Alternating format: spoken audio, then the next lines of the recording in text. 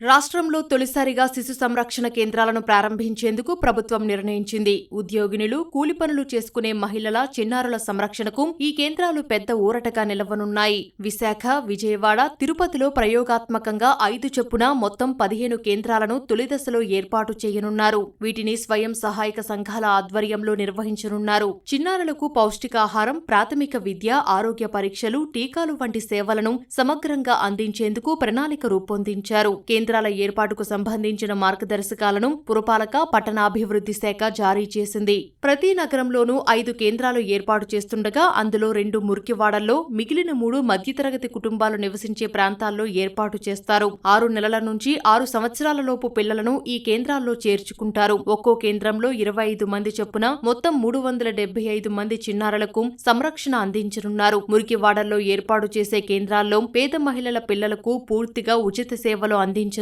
మధ్యతరగతి కుటుంబాల కోసం ఏర్పాటు చేసే కేంద్రాల్లో మాత్రం అందుబాటు ధరల్లో స్వల్ప ఛార్జీలు వసూలు చేస్తారు. ఈ విధంగా అన్ని వర్గాల వారికి ఈ సేవలు అందుబాటులోకి తీసుకురానున్నారు. కేంద్రాల నిర్వహణకు ప్రభుత్వం ఏడాదికి దాదాపు 1,50,00,000 ఖర్చు చేయనుంది. ప్రతి కేంద్రంలోనూ 3 సహాయకులను నియమించనున్నారు. అంగన్వాడీ కార్యకర్తలు, ఏఎన్ఎంలు, పట్టణ ఆరోగ్య సిబ్బందిని ఇందులో భాగస్వామ్యం చేస్తున్నారు. చిన్నారుల ఆరోగ్యంపై నిరంతర పర్యవేక్షణ ఉంటుంది. కేంద్రాల ద్వారా ఉద్యోగినులు ప్రసవానంతరం త్వరగా తమ పనుల్లోకి తిరిగి చేరే అవకాశం ఉంటుంది. అలాగే పేద మహిళలు, పిల్లల సంరక్షణ బాధ్యత నుంచి విముక్తి పొంది తిరిగి ఉపాధి కోసం వెళ్లగలుగుతారని ప్రభుత్వం భావిస్తోంది.